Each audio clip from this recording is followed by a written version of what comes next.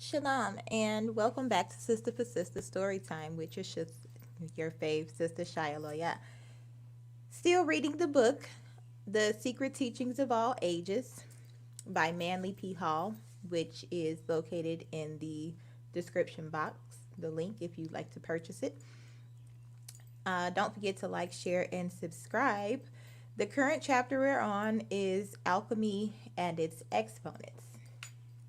Just a moment while I share my screen.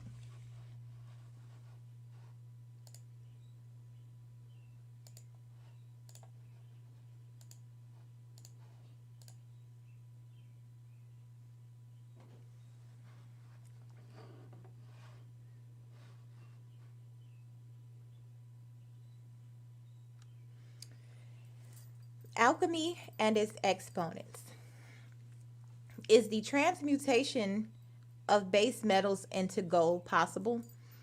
Is the idea one at which the learned of the modern world can afford to scoff? Alchemy was more than a speculative art, it was also an operative art. Since the time of the immortal Hermes, alchemists have asserted, and not without substantiating evidence, that they could manufacture gold from tin, silver, lead, and mercury.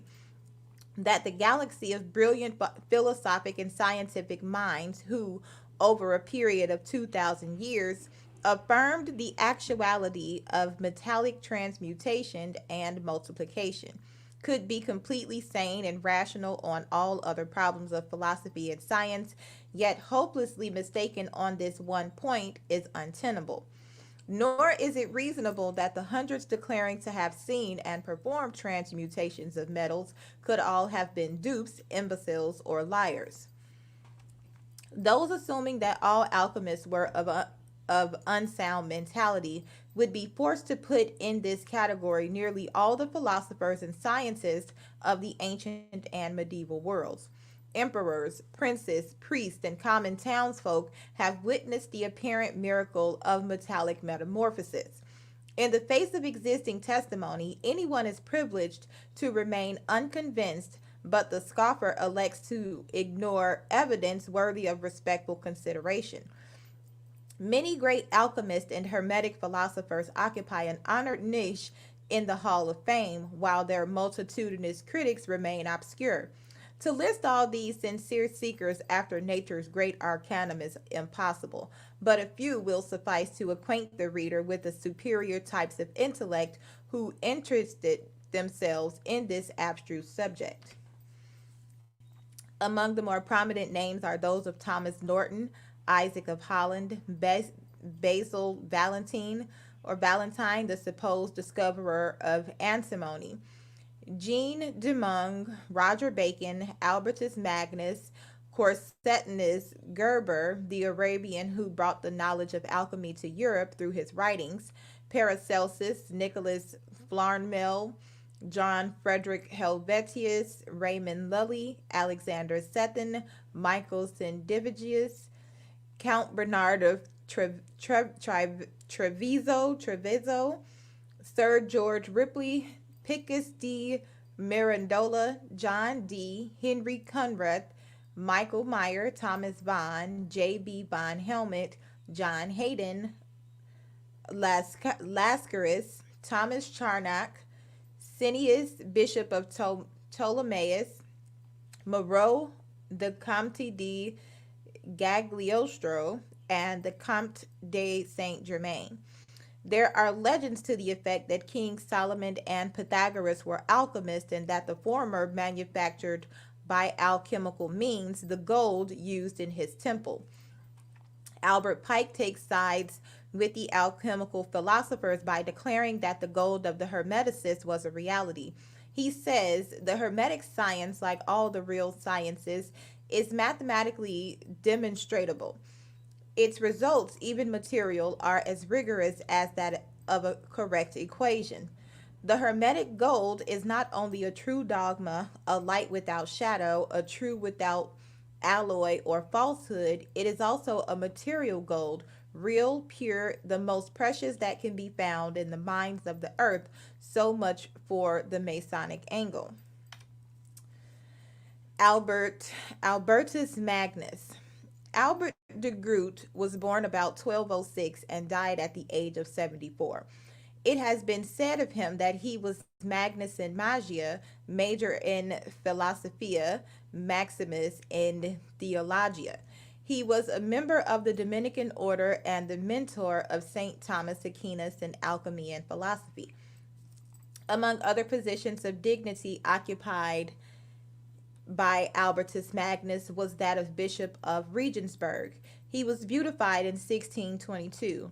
Albertus was an Aristotelian philosopher, an astrologer, and a profound student of medicine and physics. During his youth, he was considered of deficient mentality, but his sense, service, and devotion were rewarded by a vision in which the Virgin Mary appeared to him and bestowed upon him great philosophical and intellectual powers. Having become master of the magical sciences, Albertus began the construction of a curious automaton which he invested with the powers of speech and thought. The android, as it was called, was composed of metals and unknown substances chosen chosen according to the stars and endued with spiritual qualities by magical formula and invocations, and the labor upon it consumed over 30 years. St. Thomas Aquinas, thinking the device to be a diabolical mechanism, destroyed it, thus frustrating the labor of a lifetime. In spite of this act, Albertus Magnus left to St. Thomas Aquinas his alchemical formula, including, according to legend, the secret of the philosopher's stone. On one occasion, Albertus Magnus invited William II, Count of Holland and King of the Romans, to a garden party in midwinter. The ground was covered with snow, but Albertus a had prepared a sumptuous banquet in the open grounds of his monastery at Cologne. The guests were amazed at the imprudence of the philosopher, but as they sat down to eat, Albertus uttered a few words, the snow disappeared, the garden was filled with flowers and singing birds, and the air was warm with the breezes of summer. As soon as the feast was over, the snow returned, much to the amazement of the assembled nobles. For details, see the lives of alchemical philosophers. William and Mary jointly ascended the throne of England in 1689, at which time alchemists must have abounded in the kingdom, for during the first year of their reign they repealed an act made by King Henry IV, in which that sovereign declared the multiplying of metals to be a crime against the crown. In Dr. Sigismund Backstrom's collection of alchemical manuscripts is a handwritten copy of the act passed by William and Mary, copied from chapter 30 of Statutes at Large for the first year of their reign. The act reads as follows: an act to repeal the statute made in the 5th year of King Henry IV, late King of England, wherein it was enacted, among other things, in these words, or to this effect, namely, that none from henceforth should use to multiply gold or silver, or use the craft of multiplication, and if any the same do, they shall incur the pain of felony. And whereas, since the making of the said statute, divers persons have by their study, industry, and learning arrived to great skill and perfection in the art of smelting and refining of metals, and otherwise improving and multiplying them and their ores, which very much abound in this realm, and extracting gold and silver are of the same, but dare not to exercise their said skill within this realm, for fear of falling under the penalty of said statute, but exercise the said art in foreign parts, to the great loss and detriment of this realm. Be it therefore enacted by the kings and queens most excellent majesties, by and with the advice and consent of the lords spiritual and temporal, and commons in this present parliament assembled, that from henceforth the aforesaid branch, article, or sentence contained in the said act, and every word, matter, and thing contained in the said branch or sentence shall be repealed, annulled, revoked, and forever made void, anything in the said act to the contrary in any wise whatsoever notwithstanding, provided always and be it enacted by the authority aforesaid, that all the gold and silver that shall be extracted by the aforesaid art of melting or refining of metals, and otherwise improving and multiplying of them and their ores, as before set forth, be from henceforth employed for no other use or uses whatsoever, but for the increase of monies,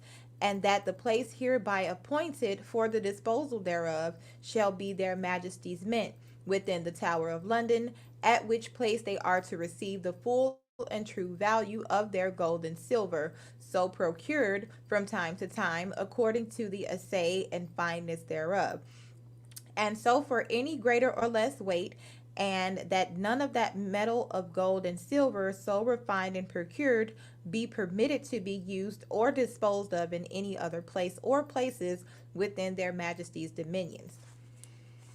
After this repealing measure had become effective, William and Mary encouraged the further study of alchemy. Dr. Franz Hartmann has collected reliable evidence concerning four different alchemists who transmuted base metals into gold not once but many times.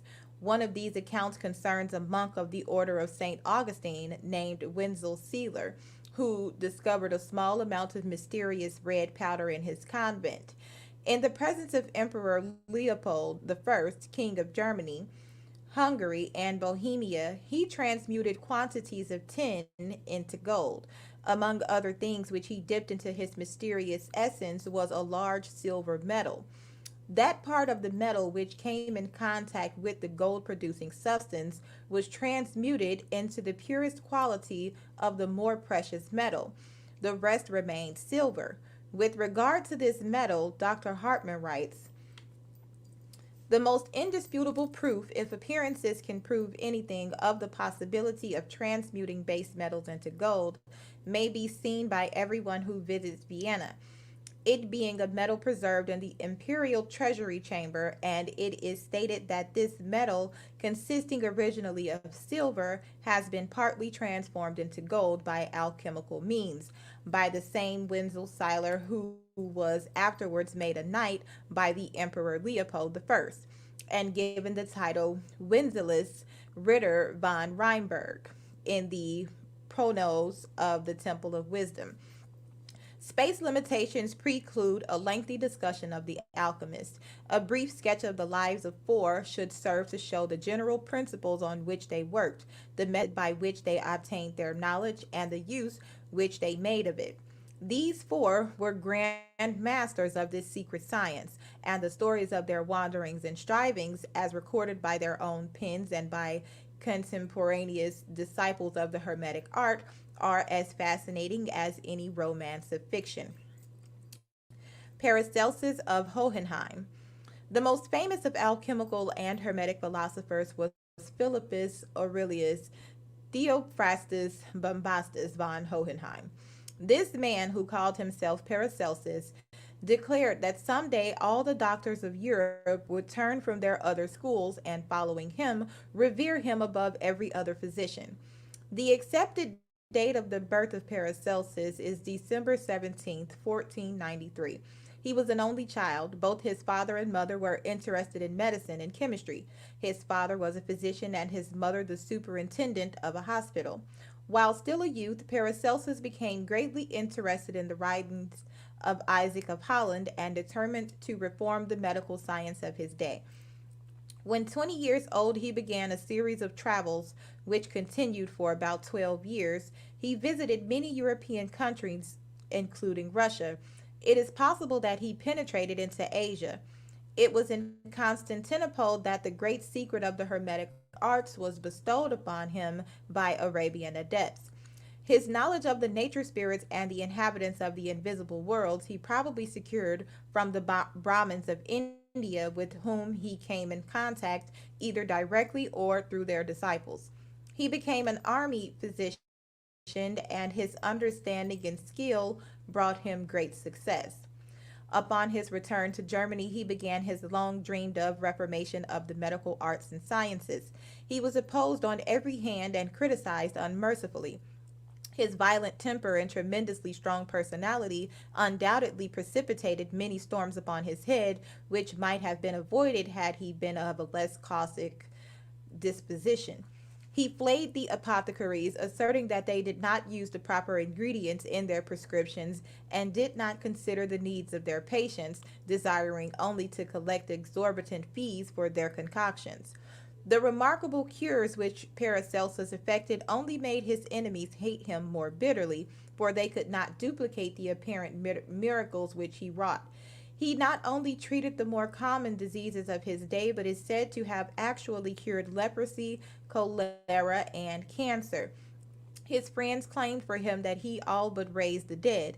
His systems of healing were so heterodox, however, that slowly but surely his enemies overwhelmed him and again forced him to leave the fields of his labors and seek refuge where he was not known. Paracelsus, from the complete writings of Paracelsus of Hohenheim. In his biography Antiqua, Francis Barrett appends to the name of Paracelsus the following titles of distinction: the Prince of Physicians and Philosophers by Fire, Grand Paradoxical Physician, the Trismegistus of Switzerland, first reformer of chemical philosophy, adept in alchemy, Kabbalah, and magic, nature's faithful secretary, master of the elixir of life and the philosopher's stone, and the great monarch of chemical secrets. There is much controversy concerning the personality of Paracelsus. That he and an irascible disposition, there is no doubt. His bard for physicians and for women amounted to a mania. For them he had nothing but abuse. As far as can be learned, there was never a love affair in his life. His peculiar appearance and immoderate system of living were always held against him by his adversaries. It is believed that his physical abnormalities may have been responsible for much of the bitterness against society which he carried with him throughout all his intolerant and tempestuous life. His reputed intemperance brought upon him still more persecution, for it was asserted that even during the time of his professorship in the University of Basel he was seldom sober.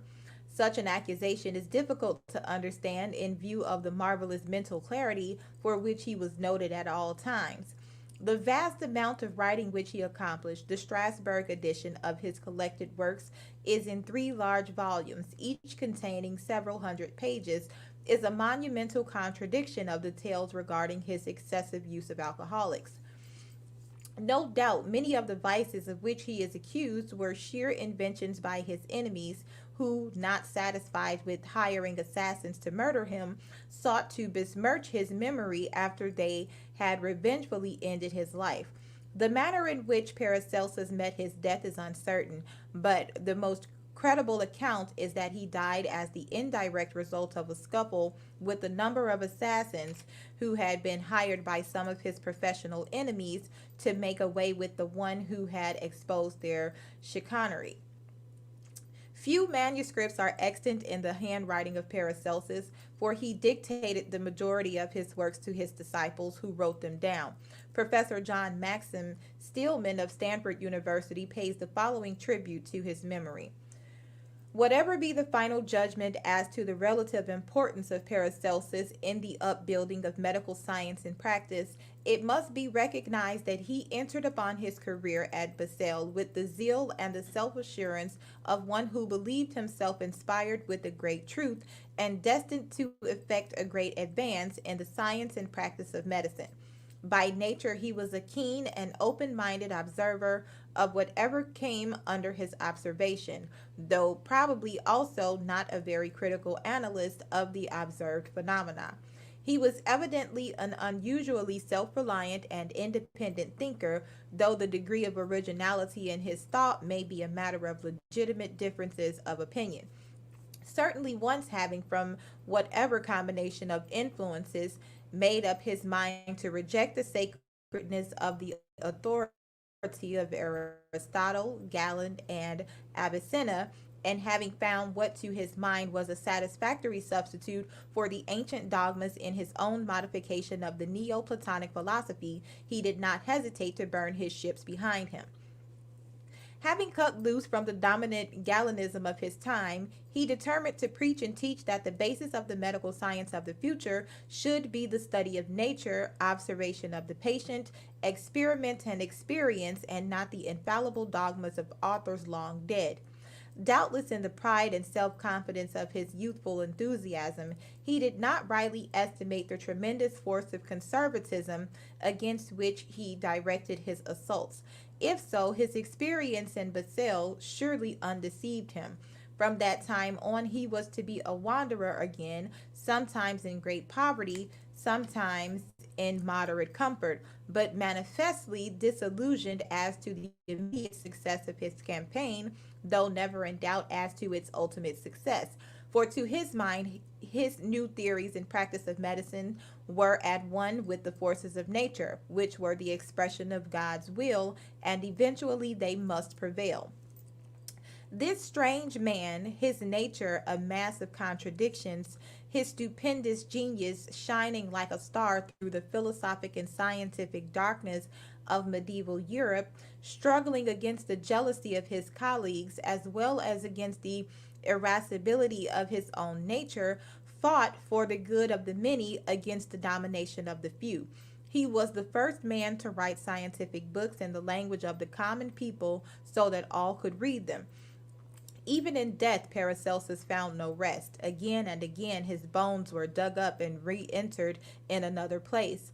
The slab of marble over his grave bears the following inscription: Here lies buried Philip Theophrastus, the famous doctor of medicine who cured wounds, leprosy, gout, dropsy, and other incurable maladies of the body with wonderful knowledge, and gave his goods to be divided and distributed to the poor.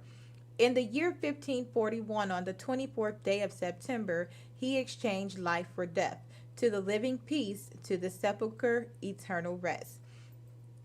A. M. Stoddard, in the Life of Paracelsus, gives a remarkable testimonial of the love which the masses had for the great physician. Referring to his tomb, she writes, to this day the poor pray there. Hohenheim's memory has blossomed in the dust to sainthood, for the poor have canonized him. When cholera threatened Salzburg in 1830, the people made a pilgrimage to his monument and prayed him to avert it from their homes. The dreaded scourge passed away from them and raged in Germany and the rest of Austria. It was supposed that one early teacher of Paracelsus was a mysterious alchemist who called himself Solomon Trismeson. Concerning this person, nothing is known save that after some years of wandering, he secured the formula of transmutation and claimed to have made vast amounts of gold. A beautifully illuminated manuscript of this author, dated 1582 and called Splendor Solis, is in the British Museum. The Trismeson claimed to have lived to the age of 150 as the result of his knowledge of alchemy. One very significant statement appears in his Alchemical Wanderings, which work is supposed to narrate his search for the philosopher's stone. Study what thou art, whereof thou art a part. What thou knowest of this art, this is really what thou art. All that is without thee also is within. Thus wrote Trismeson. Raymond Lully. This most famous of the Spanish alchemists was born about the year 1235. His father was seneschal to James I of Aragon, and young Raymond was brought up in the court surrounded by the temptations and profligacy abounding in such places. He was later appointed to the position which his father had occupied. A wealthy marriage ensured Raymond's financial position, and he lived the life of a grandee. One of the most beautiful women at the court of Aragon was Donna Ambrosia Eleonora di Castello, whose virtue and beauty had brought her great renown. She was at that time married and was not particularly pleased to discover that young Lily was rapidly developing a passion for her.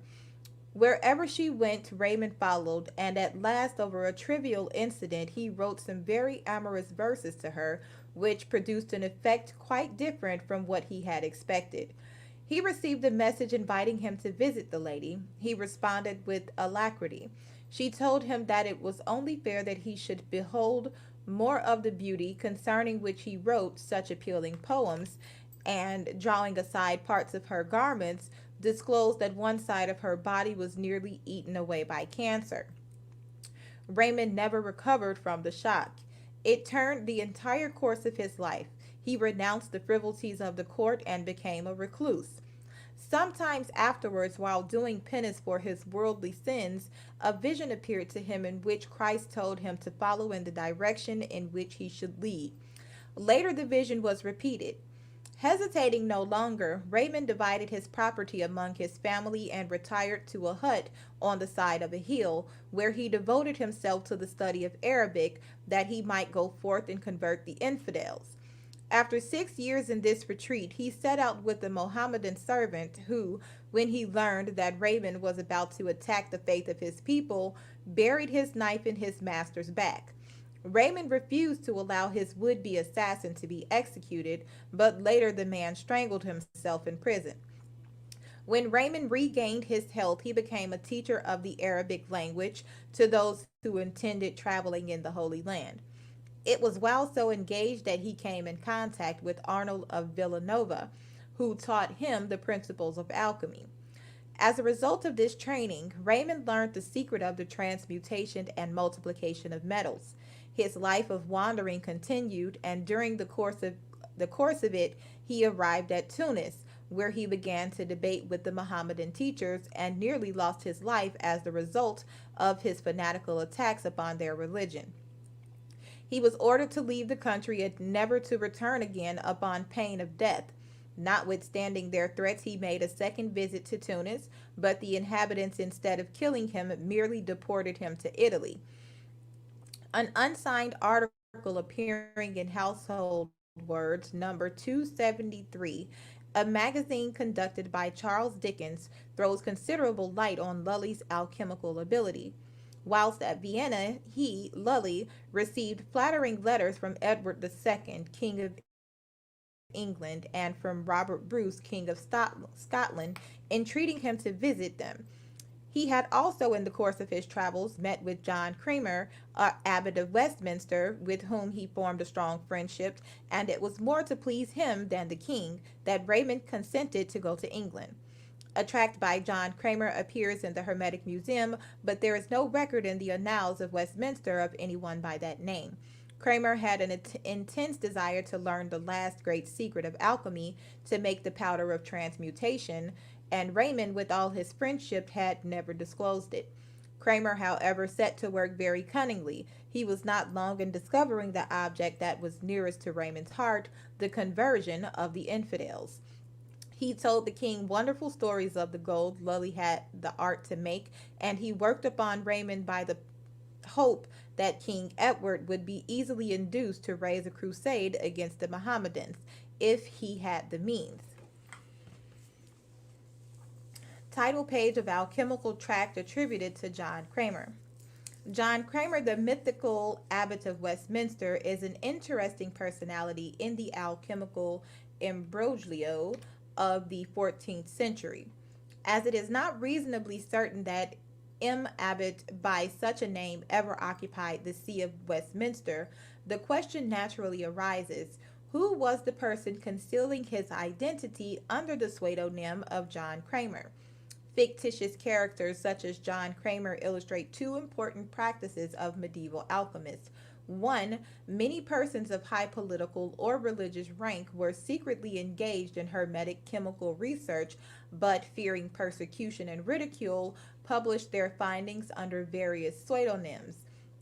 Two, for thousands of years, it was the practice of those initiates who possessed the true key to the great Hermetic Arcanum to perpetuate their wisdom by creating imaginary persons, involving them in episodes of contemporaneous history, and thus establishing these beings as prominent members of society. in some cases, even fabricating complete genealogies to attain that end. The names by which these fictitious characters were known revealed nothing to the uninformed. To the initiated, however, they signified that the personality to which they were assigned had no existence other than a symbolic one. These initiated chroniclers carefully concealed their arcanum in the lives, thoughts, words, and acts ascribed to these imaginary persons, and thus safely transmitted through the ages the deepest secrets of occultism as writings which to the unconversant were nothing more than biographies. Raymond had appealed so often to popes and kings that he had lost all faith in them. Nevertheless, as a last hope, he accompanied his friend Cramer to England. Cramer lodged him in his abbey, treating him with distinction, and there Lully at last instructed him in the powder, the secret of which Cramer had so long desired to know. When the powder was perfected, Cramer presented him to the king, who received him as a man may be supposed to receive one who could give him boundless riches. Raymond made only one condition, that the gold he made should not be expended upon the luxuries of the court or upon a war with any Christian king, and that Edward himself should go in person with an army against the infidels. Edward promised everything and anything. Raymond had apartments assigned him in the Tower, and there he tells us he transmuted 50,000 pounds weight of quicksilver, lead, and tin into pure gold, which was coined at the mint into 6 million of nobles, each worth about £3 sterling at the present day. Some of the pieces said to have been coined out of this gold are still to be found in antiquarian collections. While desperate attempts have been made to disprove these statements, the evidence is still about equally divided. To Robert Bruce he sent a little work entitled Of the Art of Transmuting Metals. Dr. Edmund Dickinson relates that when the cloister which Raymond occupied at Westminster was removed, the workmen found some of the powder with which they enriched themselves. During Lully's residence in England, he became the friend of Roger Bacon. Nothing, of course, could be further from King Edward's thoughts than to go on a crusade. Raymond's apartments in the Tower were only an honorable prison, and he soon perceived how matters were. He declared that Edward would meet with nothing but misfortune and misery for his breach of faith. He made his escape from England in 1315 and set off once more to preach to the infidels. He was now a very old man, and none of his friends could ever hope to see his face again. He went first to Egypt, then to Jerusalem, and thence to Tunis a third time. There he at last met with the martyrdom he had so often braved. The people fell upon him and stoned him. Some Genoese merchants carried away his body, in which they discerned some feeble signs of life. They carried him on board their vessel, but though he lingered a while, he died as they came in sight of Madrica on the 28th of June, 1315, at the age of 81. He was buried with great honor in his family chapel at St. Oma, the viceroy and all the principal nobility attending. Nicholas Flamel. In the latter part of the 14th century, there lived in Paris one whose business was that of illuminating manuscripts and preparing deeds and documents. To Nicholas Flamel, the world is indebted for its knowledge of a most remarkable volume, which he brought for a paltry sum from some book dealer with whom his profession of scrivener brought him in contact. The story of this curious document, called the Book of Abraham the Jew, is best narrated in his own words as preserved in his hieroglyphical figures. Whilst, therefore, I, Nicholas Flamel, notary, after the decease of my parents, got my living at our art of writing by making inventories, dressing accounts, and summing up the expenses of tutors and pupils, there fell into my hands for the sum of 2 florins a gilded book, very old and large. It was not of paper, nor of parchment, as other books be, but was only made of delicate rinds, as it seemed to me, of tender young trees. The cover of it was of brass, well bound, all engraven with letters or strange figures. And for my part, I think they might well be Greek characters or some such like ancient language. Sure, I am. I could not read them, and I know well they were not notes nor letters of the Latin nor of the Gaul, for of them we understand a little. As for that which was within, the leaves of bark or rind were engraven and with admirable diligence written with a point of iron in fair and neat Latin letters colored. It contained thrice 7 leaves, for so were they counted in the top of the leaves, and always every 7th leaf there was painted a virgin and serpent swallowing her up. In the second 7th, a cross where a serpent was crucified, and the last 7th, there were painted deserts or wilderness, in the midst whereof ran many fair fountains, from whence there issued out a number of serpents, which ran up and down here and there. Upon the first of the leaves was written in great capital letters of gold, Abraham the Jew, prince, priest, Levite, astrologer, and philosopher to the nation of the Jews, by the wrath of God dispersed among the Gauls, sendeth help. After this it was filled with great execrations and curses, with this word Maranatha, which was often repeated there against every person that should cast his eyes upon it, if he were not sacrificer or scribe. He that sold me this book knew not what it was worth, no more than I when I bought it. I believe it had been stolen or taken from the miserable Jews, or found in some part of the ancient place of their abode. Within the book, in the second leaf, he comforted his nation, counseling them to fly vices and above all idolatry, attending with sweet patience the coming of the Messiah, who should vanquish all the kings of the earth and should reign with his people in glory eternally. Without doubt, this had been some very wise and understanding man.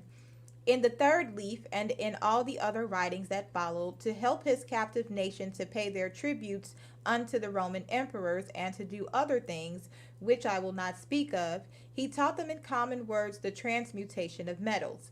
He painted the vessels by the sides, and he advertised them of the colors and of all the rest, saving of the first agent, of the which he spake not a word, but only as he said.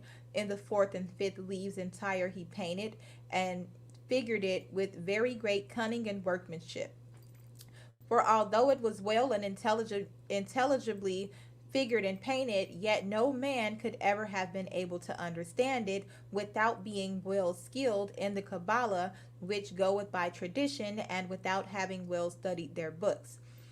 The fourth and fifth leaves, therefore, were without any writing, all full of fair figures enlightened, or as it were enlightened, for the work was very exquisite.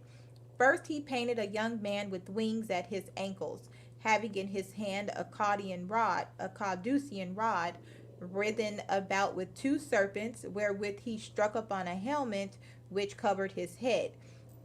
He seemed too small. He seemed to my small judgment to be the god Mercury of the pagans. Against him there came running and flying with open wings a great old man, who upon his head had an hourglass fastened, and in his hand a book or sire like death, with the which in terrible and furious manner he would have cut off the feet of Mercury. On the other side of the fourth leaf he painted a fair flower on the top of a very high mountain, which was sore shaken with the north wind. It had the foot blue, the flowers white and red, the leaves shining like fine gold, and round about it the dragons and griffins of the north made their nest and abode. The symbols of Abraham the Jew, from Flamel's Hieroglyphical Figures. Robert H. Fryer, in a footnote to his reprint of the Hieroglyphical Figures by Nicholas Flamel, says, one thing which seems to prove the reality of this story beyond dispute is that this very book of Abraham the Jew, with the annotations of Flamel, who wrote from the instructions he received from this physician, was actually in the hands of Cardinal Richelieu, as Borel was told by the Count decabrines who saw and examined it. On the fifth leaf there was a fair rose tree, flowered in the midst of a sweet garden, climbing up against a hollow oak, at the foot whereof boiled a fountain of most white water, which ran headlong down into the depths, notwithstanding it first passed among the hands of infinite people who digged in the earth seeking for it. But because they were blind, none of them knew it, except here and there one who considered the weight. On the last side of the fifth leaf there was a king with a great falchion, who made to be killed in his presence by some soldiers a great multitude of little infants, whose mothers wept at the feet of the unpitiful soldiers, the blood of which infants was afterwards by other soldiers gathered up and put in a great vessel, wherein the sun and the moon came to bathe themselves. And because that this history did represent the more part of that of the innocents slain by Herod, and that in this book I learned the greatest part of the art, this was one of the causes why I placed in their churchyard these hieroglyphic symbols of this secret science. And thus you see that which was in the first 5 leaves. I will not represent unto you that which was written in good and intelligible Latin in all the other written leaves, for God would punish me because I should commit a greater wickedness than he who, as it is said, wished that all the men of the world had but one head, that he might cut it off with one blow. Having with me therefore this fair book, I did nothing else day nor night but study upon it, understanding very well all the operations that it showed, but not knowing with what matter I should begin, which made me very heavy and solitary, and caused me to fetch many a sigh. My wife, Peronella, whom I loved as myself, and had lately married, was much astonished at this, comforting me, and earnestly demanding if she could by any means deliver me from this trouble. I could not possibly hold my tongue, but told her all, and showed this fair book, whereof at the same instant that she saw it, she became as much enamored as myself, taking extreme pleasure to behold the fair cover, gravings, images, and portraits, whereof notwithstanding she understood as little as I, yet it was a great comfort to me to talk with her and to entertain myself what we should do to have the interpretation of them. Nicholas Flamel spent many years studying the mysterious book. He even painted the pictures from it all over the walls of his house and made numerous copies which he showed to the learned men with whom he came in contact, but none could explain their secret significance. At last he determined to go forth in quest of an adept or wise man, and after many wanderings he met a physician by name Master Conscious, who was immediately interested in the diagrams and asked to see the original book. They started forth together for Paris, and or the way the physician adept explained many of the principles or the hieroglyphics to Famel, but before they reached their journey's end, Master Conscious was taken ill and died. Flamel buried him at Orleans, but having meditated deeply on the information he had secured during their brief acquaintance, he was able, with the assistance of his wife, to work out the formula for transmuting base metals into gold.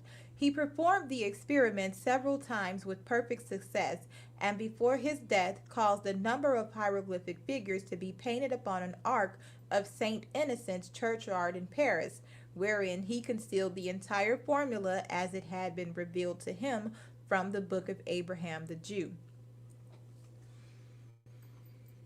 Count Bernard of Treviso. Of all those who sought for the elixir of life and the philosopher's stone, few passed through the chain of disappointments that beset Count Bernard of Treviso, who was born in Padua in 1406 and died in 1490. His search for the philosopher's stone and the secret of the transmutation of metals began when he was but 14 years of age. He spent not only a lifetime but also a fortune in his quest. Count Bernard went from one alchemist and philosopher to another, each of whom unfolded some pet theorem which he eagerly accepted and experimented with, but always without the desired result. His family believed him to be mad and declared that he was disgracing his house by his experiments, which were rapidly reducing him to a state of penury. He traveled in many countries, hoping that in distant places he would find wise men capable of assisting him. At last, as he was approaching his 76th year, he was rewarded with success. The great secrets of the elixir of life, the philosopher's stone, and the transmutation of metals were revealed to him. He wrote a little book describing the results of his labors, and while he lived only a few years to enjoy the fruitage of his discovery, he was thoroughly satisfied that the treasure he had found was worth the lifetime spent in search of it. An example of the industry and perseverance displayed by him is to be found in one of the processes which some foolish pretender coaxed him to attempt, and which resulted in his spending 20 years calcining eggshells and nearly an equal period distilling alcohol and other substances. In the history of alchemical research, there never was a more patient and persevering disciple of the great arcanum. Bernard declared the process of dissolution, accomplished not with fire but with mercury, to be the supreme secret of alchemy. The theory and practice of alchemy, part 1. Alchemy, the secret art of the land of Chem, is one of the two oldest sciences known to the world. The other is astrology. The beginnings of both extend back into the obscurity of prehistoric times. According to the earliest records extant, alchemy and astrology were considered as divinely revealed to man so that by their aid he might regain his lost estate.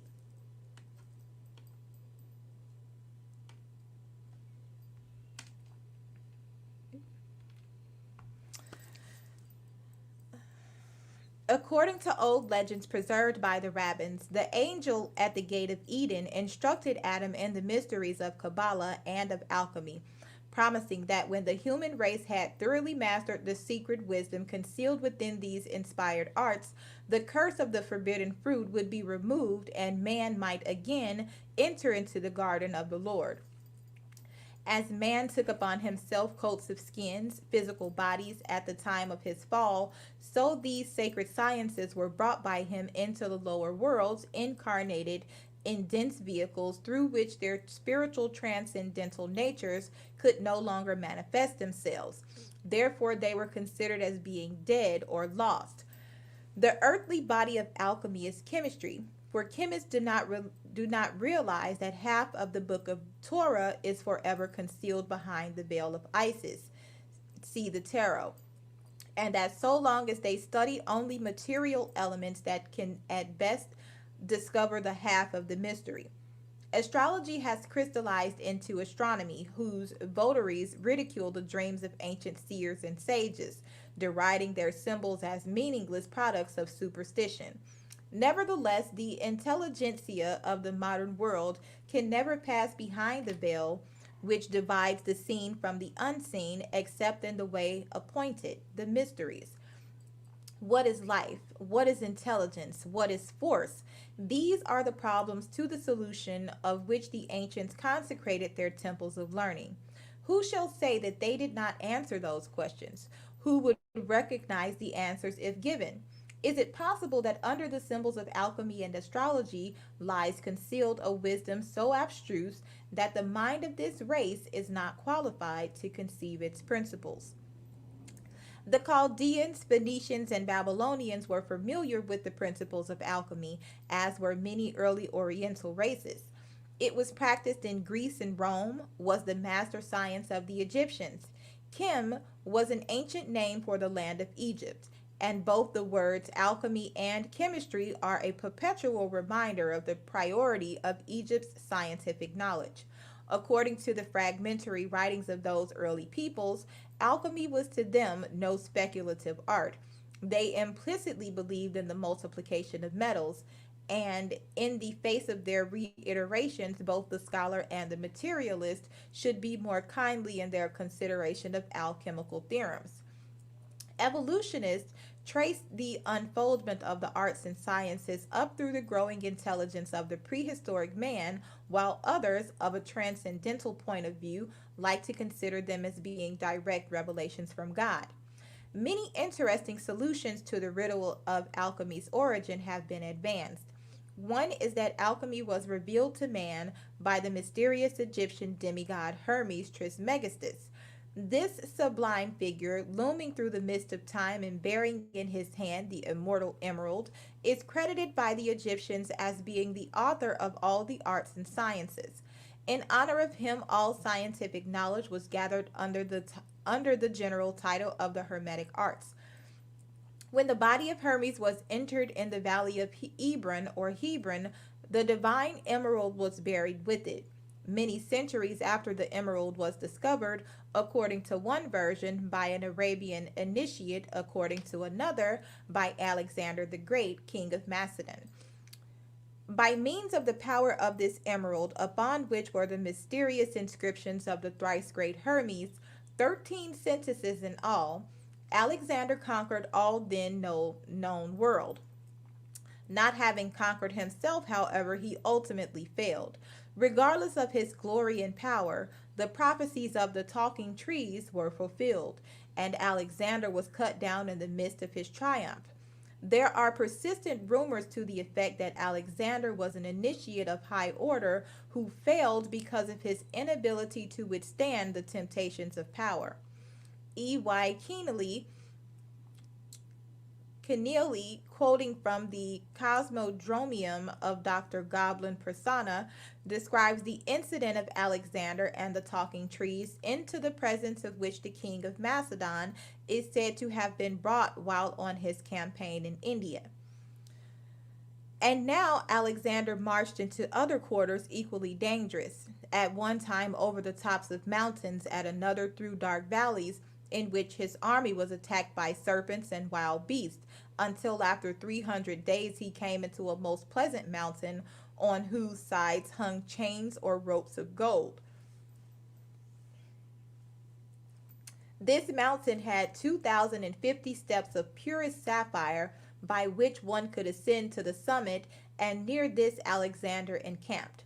And on a day, Alexander with his 12 princes ascended by the aforenamed steps to the top of the mountain, and found there a palace marvelously beautiful, having 12 gates and 70 windows of the purest gold, and it was called the Palace of the Sun. And there was in it a temple all of gold, before whose gates were vine trees bearing bunches of carbuncles and pearls. And Alexander and his princes, having entered the palace, found there a man lying on a golden bedstead. He was very stately and beautiful in appearance, and his head and beard were white as snow. Then Alexander and his princes bent the knee to the sage, who spake thus: Alexander, thou shalt now see what no earthly man hath ever before seen or heard. To whom Alexander made answer, O sage, most happy, how dost thou know me? He replied, Before the wave of the deluge covered the face of the earth, I knew thy works. He added, Wouldst thou behold the most hallowed trees of the sun and moon, which announced all future things? Alexander made answer, It is well, my lord, greatly do we long to see them. Then the sage said, Put away your rings and ornaments, and take off your shoes, and follow me. And Alexander did so, and choosing out 3 from the princes, and leaving the rest to await his return, he followed the sage, and came to the trees of the sun and moon. The tree of the sun has leaves of red gold. The tree of the moon has leaves of silver, and they are very great. And Alexander, at the suggestion of the sage, questioned the trees, asking if he should return in triumph to Macedon. To which the trees gave answer, no, but that he should live yet another year and 8 months, after which he should die by a poisoned cup. And when he inquired who was he who should give him that poison, he received no reply. And the tree of the moon said to him that his mother, after a most shameful and unhappy death, should lie long unburied, but that happiness was in store for his sisters. See the book of Enoch, the second messenger of God. The leaves of Hermes, sacred tree, redrawn from an original manuscript dated 1577. In his Key to Alchemy, Samuel Norton divides into 14 parts the processes or states through which the alchemical substances pass from the time they are first placed in the test tube until ready as medicine for plants, minerals, or men. 1. Solution, the act of passing from a gaseous or solid condition into one of liquidity. 2. Filtration, the mechanical separation of a liquid from the undissolved particles suspended in it. 3. Evaporation, the changing or converting from a liquid or solid state into a vaporous state with the aid of heat.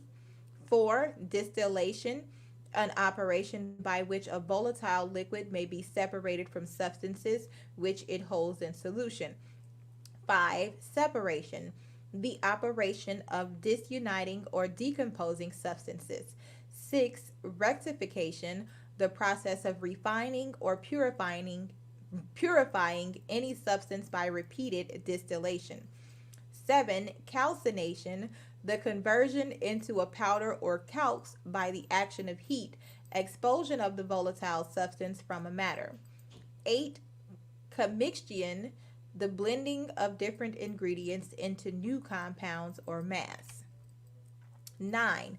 Purification through putrefaction, disintegration by spontaneous decomposition, decay by artificial means.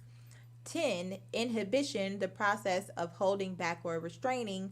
11. Fermentation, the conversion of organic substances into new compounds in the presence of a ferment. 12. Fixation, the active process of ceasing to be a fluid and becoming firm, state of being fixed. 13. Multiplication, the act or process of multiplying or increasing in number, the state of being multiplied. 14. Projection, the process of turning the base metals into gold. In all probability, the so called talking trees were merely strips of wood with tables of letters upon them, by means of which oracles were evoked. At one time, books were written upon wood were called talking trees.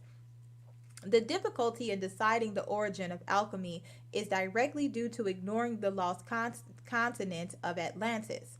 The great arcanum was the most prized of the secrets of the Atlantean priestcraft. When the land of Atlas sank, hierophants of the fire mystery brought the formula to Egypt, where it remained for centuries in the possession of the sages and philosophers. It gradually moved into Europe, where its secrets are still preserved intact. During the Middle Ages, alchemy was not only a philosophy and a science, but also a religion. Those who rebelled against the religious limitations of their day concealed their philosophic teachings under the allegory of gold making. In this way, they preserved their personal liberty and were ridiculed rather than persecuted. Alchemy is a threefold art, its mystery well symbolized by a triangle. Its symbol is 3 times 3, three elements or processes in 3 worlds or spheres. The 3 times 3 is part of the mystery of the 33rd degree of Freemasonry. For 33 is 3 times 3, which is 9, the number of esoteric man and the number of emanations from the root of the divine tree. It is the number of worlds nourished by the 4 rivers that pour out of the divine mouth as the verbum fiat.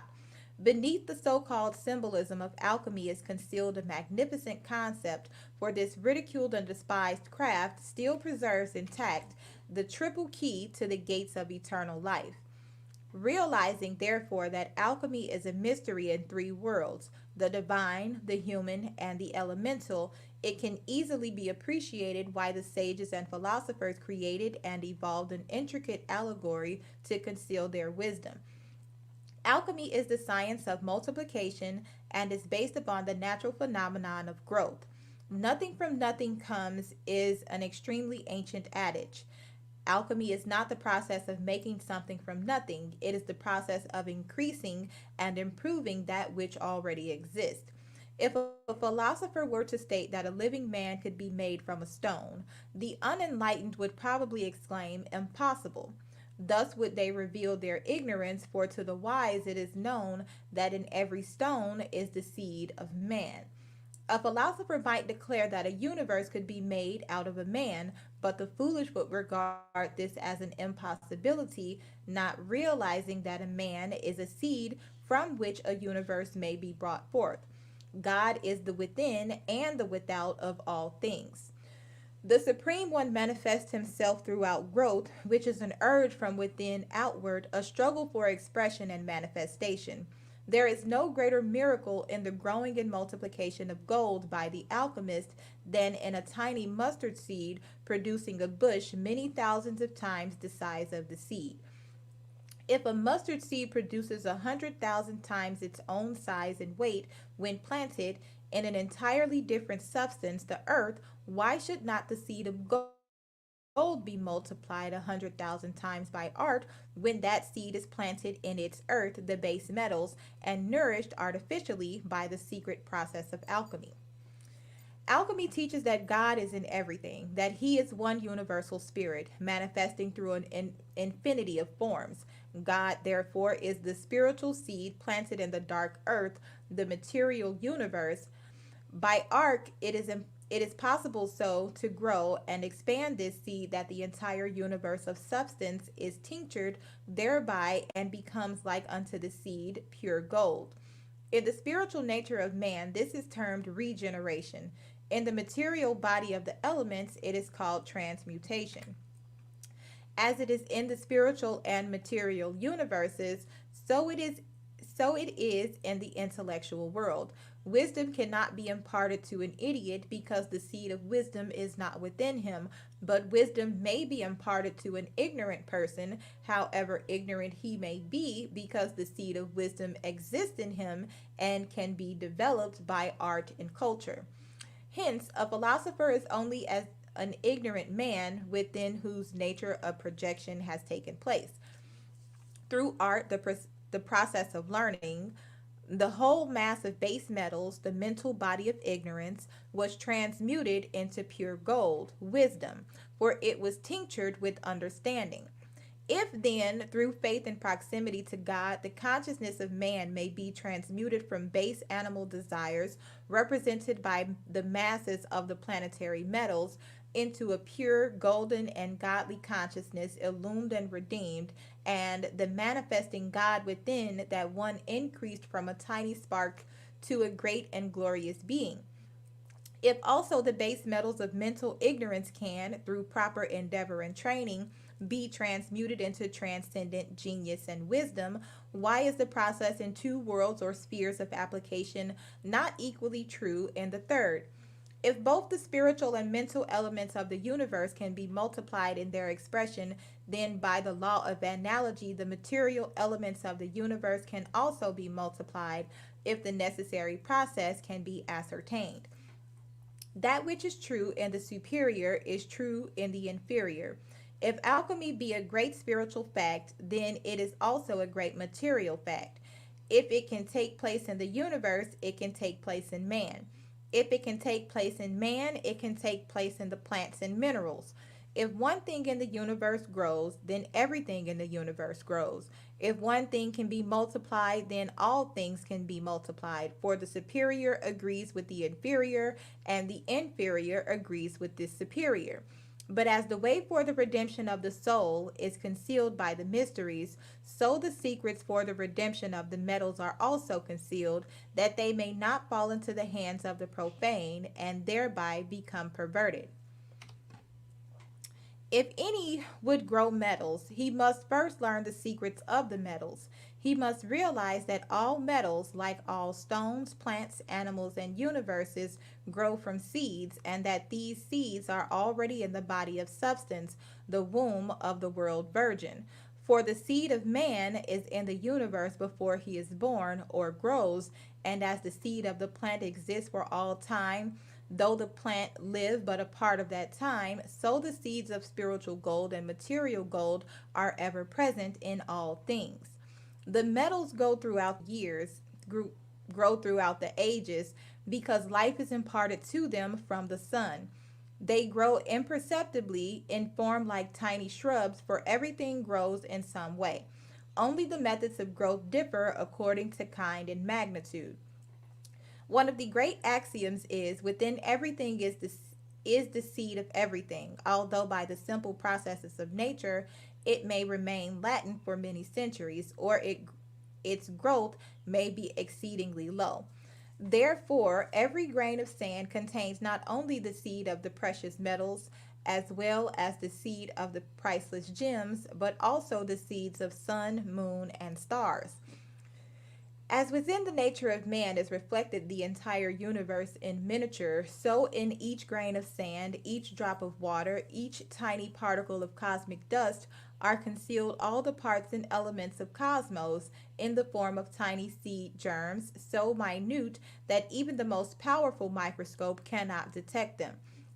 Trillions of times smaller than the ion or electron, these seeds, unrecognizable and incomprehensible, await the time assigned them for growth and expression. Consider the monads of Leibniz.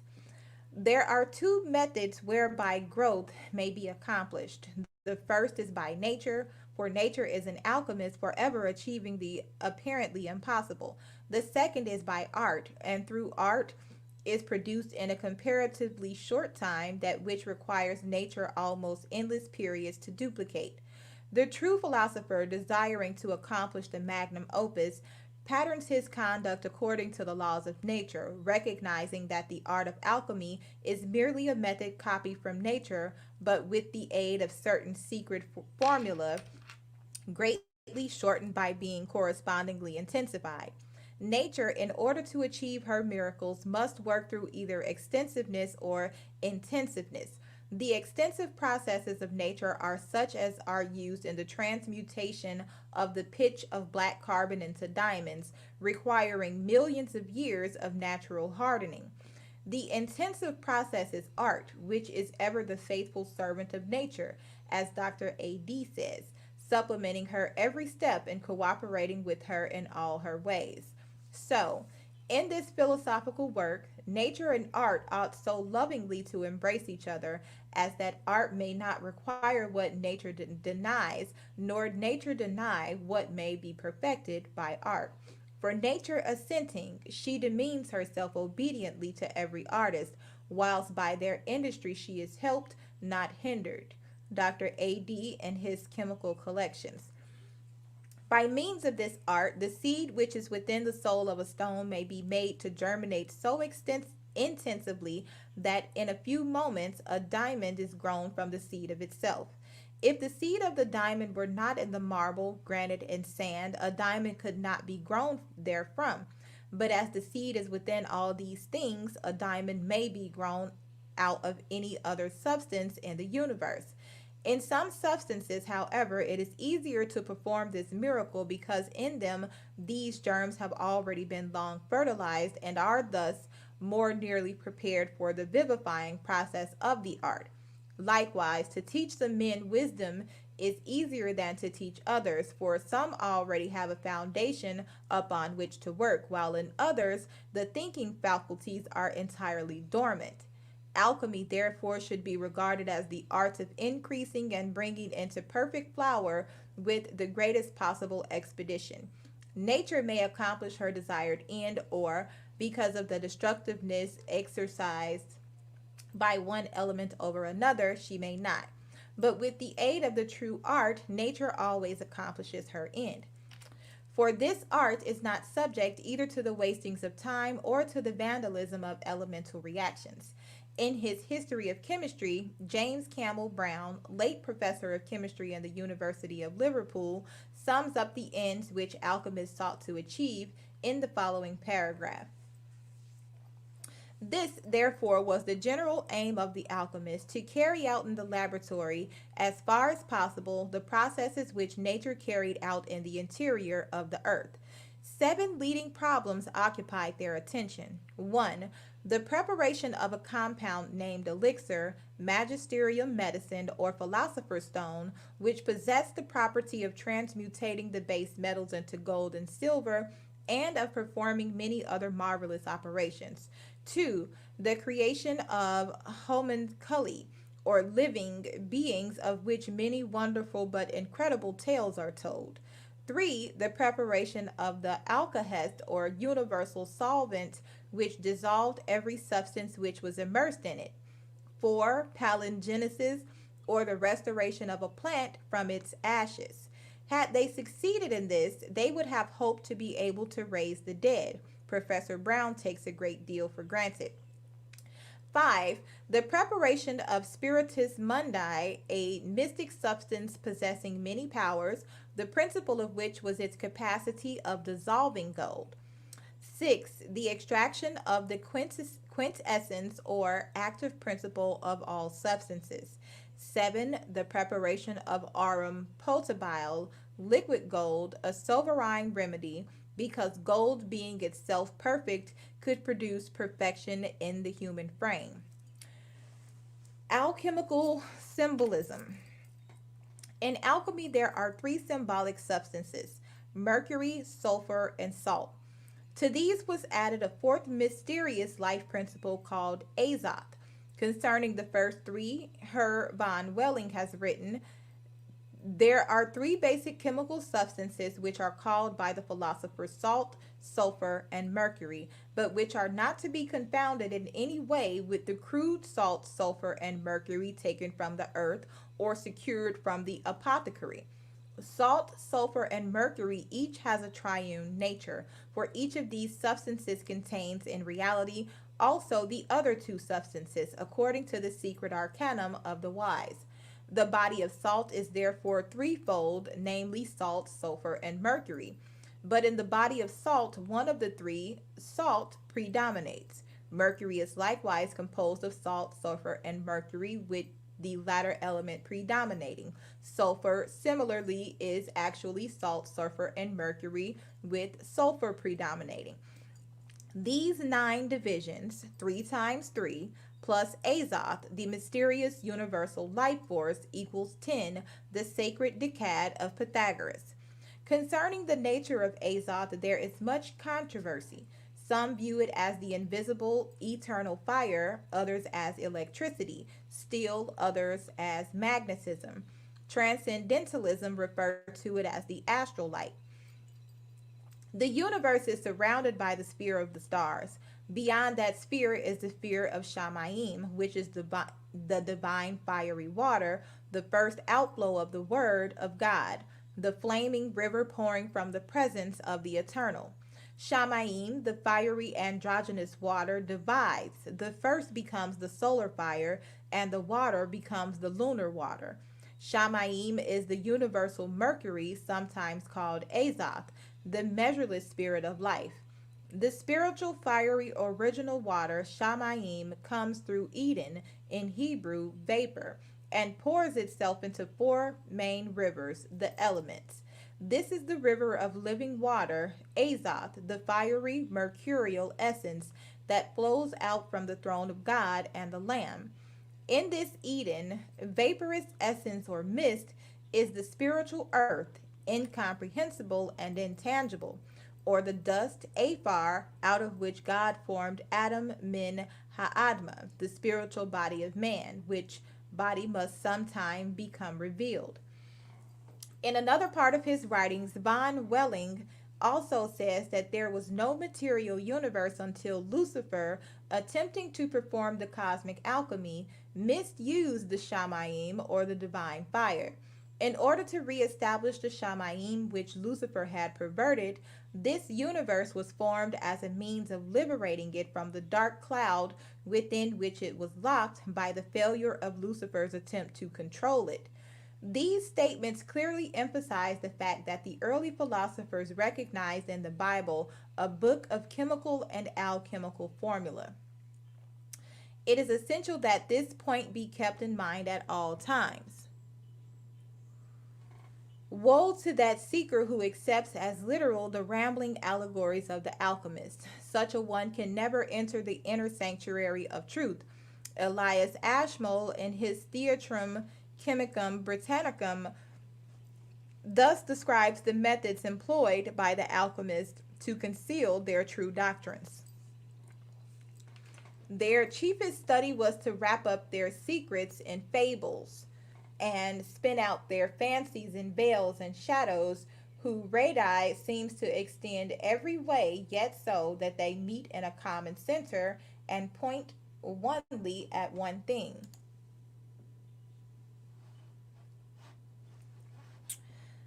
The fact that the scriptures reveal a hidden knowledge is considered allegory is clearly demonstrated by a parable describing King Solomon, his wives, concubines, and virgins, which parable occurs in what is that? Geheim Figuren der Rosenkreuz, published in Altona in 1785. Dr. Hartman, who translated part of this work into English, declared that the wives of Solomon represented the arts, the concubines, the sciences, and the virgins, the still unrevealed secrets of nature. By order of the king, the virgins were forced to remove their veils, thus signifying that by means of wisdom, Solomon, the mystic arts were forced to disclose their hidden parts to the philosopher, while the uninitiated world, only the outside garments were visible, such as the mystery of the veil of Isis. As the alchemist must do his work in four worlds simultaneously if he would achieve the magnum opus, a table showing the analogies of the three principles in the four worlds may clarify the relationship which the various parts bear to each other. The early masters of the art of alchemical symbolism did not standardize either their symbols or their terms. Thus, it is required great familiarity with the subject combined with considerable intuitive power to unravel some of their enigmatical statements. The third and fourth divisions of the following table are given alternative renderings, owing to the fact that some authors did not draw a clear line between spirit and soul. According to the scriptures, spirit is indestructible, but soul is destructible. Obviously, then they are not synonymous. It is clearly stated that the soul that sinneth, it shall die, but the spirit shall return unto God who gave it. The table of analogies, as nearly as they can be established, is as follows: the triune power in four worlds. World of God, the Father, Son, world of the Father, Son, Mother. One, God, Father, Son, Holy Ghost. Two, man, spirit, soul, body. Three, elements, air, fire, water. Four, chemicals, mercury, sulfur, salt. The alternative renderings of 3 and 4 are elements, fire, air, water, chemicals, sulfur, mercury, salt.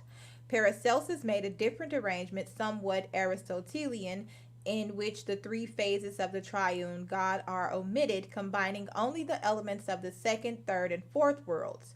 So, man, spirit, soul, body, elements, air, water, earth, and chemicals, sulfur, mercury, salt. The main point, however, is proved. The alchemical philosophers used the symbols of salt, sulfur, and mercury to represent not only chemicals but the spiritual and invincible principles of God, man, and the universe. The three substances, salt, sulfur, and mercury, existing in four worlds, as shown in the table, sum up the sacred number 12. As these 12 are the foundations of the great work, they are called in Revelation the 12 foundation stones of the sacred city. In line with the same idea, Pythagoras asserted that the dodecahedron, or 12 faced symmetrical geometric solid, was the foundation of the universe. May there not be a relation also between this mysterious 3 times 4 and the 4 parties of 3, which in the legend of the third degree of Freemasonry go forth to the 4 angles of the cherubim, the composite creature of 4 parts? A table of medieval alchemical symbols. Pull it up for a second.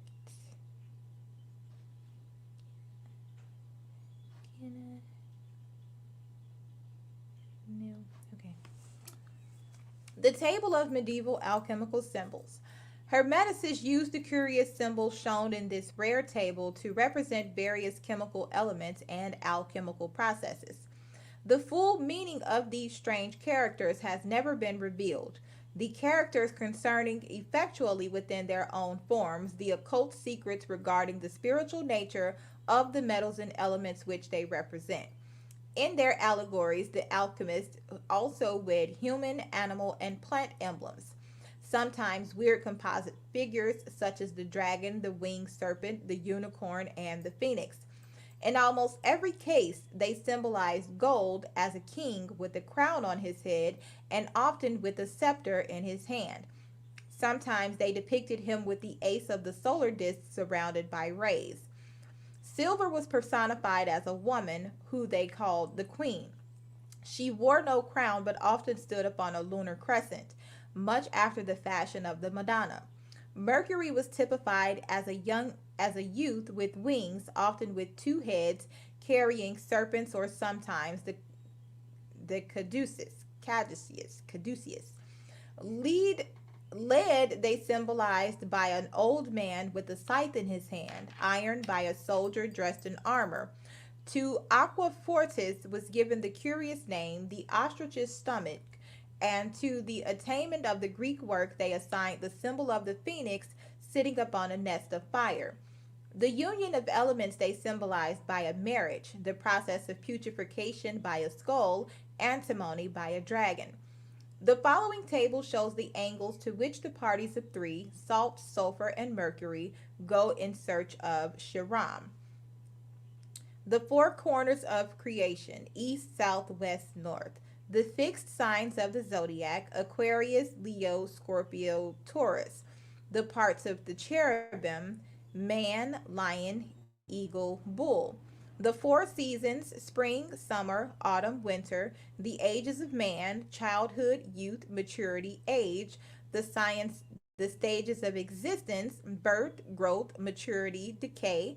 The parts of man's constitution, spirit, soul, mind, body. The four elements, air, fire, water, earth. So in the east, we have Aquarius, man, spring, childhood, birth, spirit, air. The south, Leo, lion, summer, youth, growth, soul, fire. The west, Scorpio, eagle, autumn, maturity, mind, water.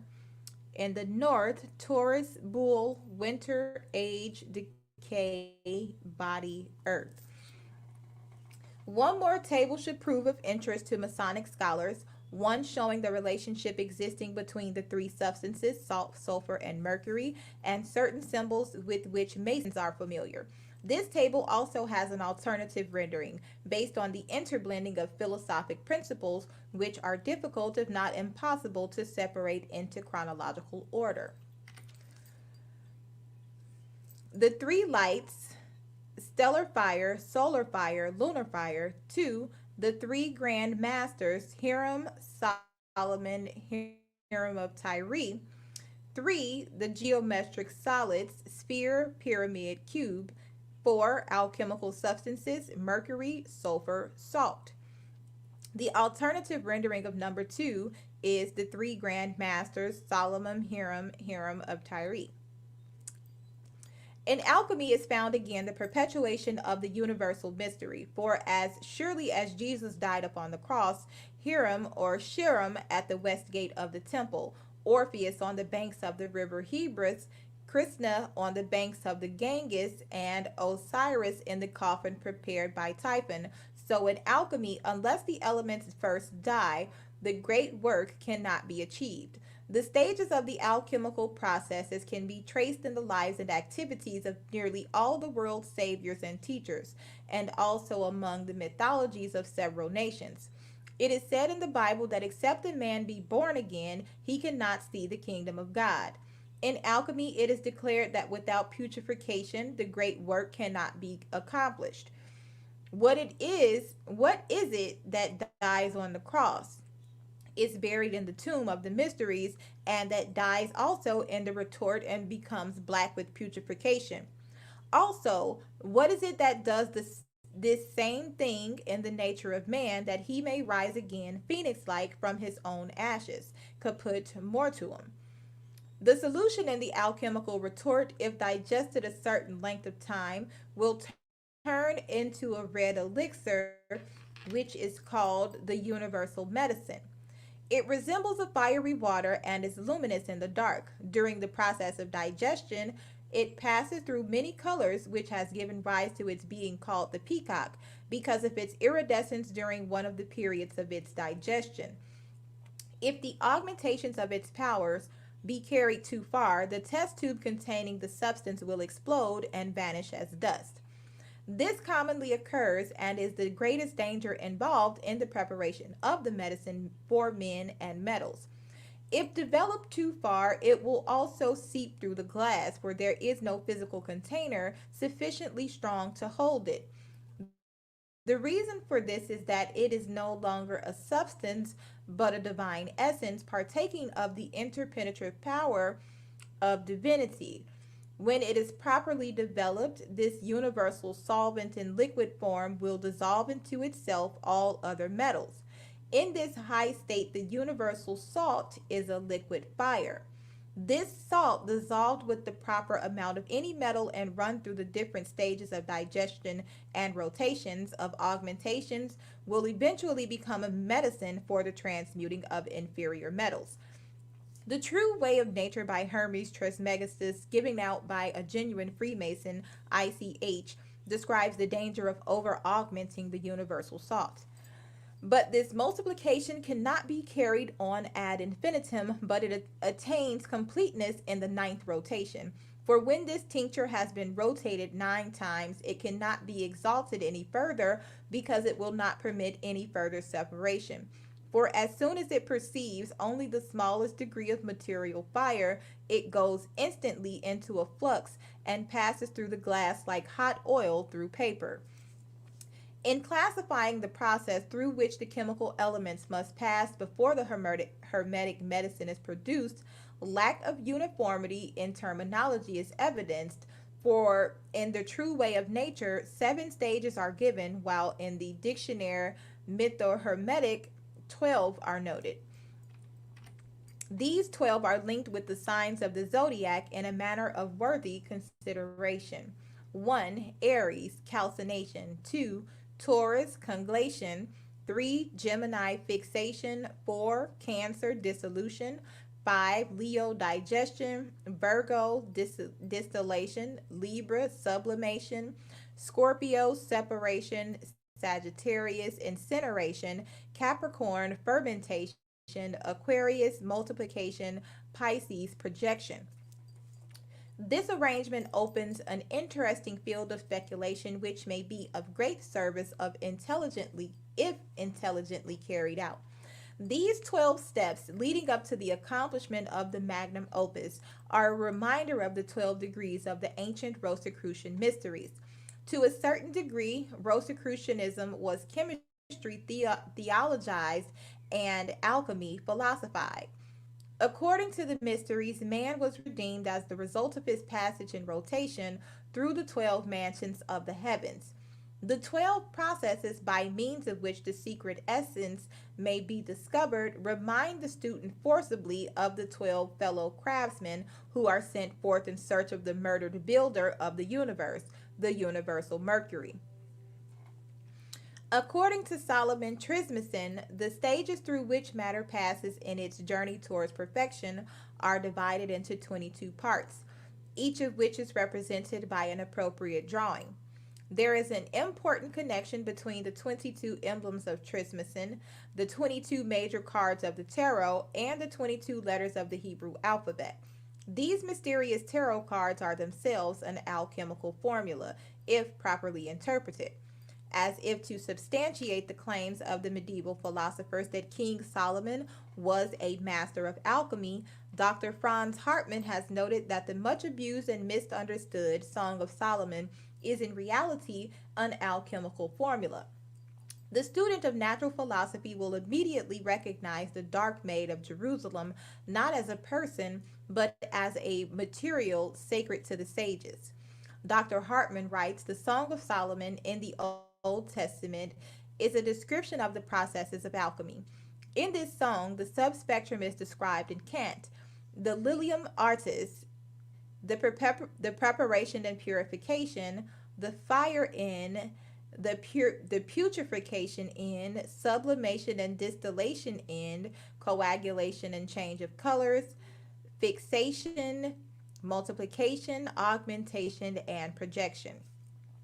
A tiny particle of the philosopher's stone, if cast upon the surface of water, will, according to an appendix to the work on the universal salt by Herr von Welling, immediately begin a process of recapitulating in miniature the history of the universe, for instantly the tincture, like the spirits of Elohim, moves upon the face of the waters. A miniature universe is formed, which the philosophers have affirmed actually rises out of the water and floats in the air, where it passes through all the stages of cosmic unfoldment and finally disintegrates into dust again. Not only is it possible to prepare a medicine for metals, it is also possible to prepare a tincture for minerals, by means of which pieces of granite and marble can be turned into precious stones. Also stones of inferior quality may be improved. As one of the great alchemists fittingly observed, man's quest for gold is often his undoing, for he mistakes the alchemical processes, believing them to be purely material. He does not realize that the philosopher's gold, the philosopher's stone, and the philosopher's medicine exist each of the four in each of the four worlds, and that the consummation of the experiment cannot be realized until it is successfully carried on in four worlds simultaneously according to one formula. Furthermore, one of the constituents of the alchemical formula exists only within the nature of man himself, without which his chemicals will not combine, and though he spend his life and fortune in chemical experimentation, he will not produce the desired end. The paramount reason why the material scientist is incapable of duplicating the achievements of the medieval alchemist, although he followed every step carefully and accurately, is that the subtle element which comes out of the nature of the illuminated and regenerated alchemical philosopher is missing in his experimentation. On this subject, Dr. Franz Hartmann, in a footnote to his translation of extracts from Paracelsus, clearly expresses the conclusions of a modern investigator of alchemical lore. I wish to warn the reader who might be inclined to try any of the alchemical prescriptions not to do so unless he is an alchemist, because although I know from personal experience that these prescriptions are not only allegorically but literally true and will prove successful in the hands of an alchemist, they would only cause a waste of time and money in the hands of one who has not the necessary qualifications. A person who wants to be an alchemist must have in himself the magnesia, which means the magnetic power to attract and coagulate invisible astral elements. In considering the formula on the following pages, it must be recognized that the experiments cannot be successfully conducted unless the one who performs them be himself a magus. If two persons, one can initiate and the other unilluminated in the supreme art, were to set to work side by side using the same vessels, the same substances, and exactly the same modus operandi, the initiate would produce his gold and the uninitiated would not, unless the greater alchemy has first taken place within the soul of man. He cannot perform the lesser alchemy in the retort. This is an unvariable rule, although it is cunningly hidden in the allegories and emblems of Hermetic philosophy. Unless a man be born again, he cannot accomplish the great work. And if the student of alchemical formula will remember this, it will save him much sorrow and disappointment.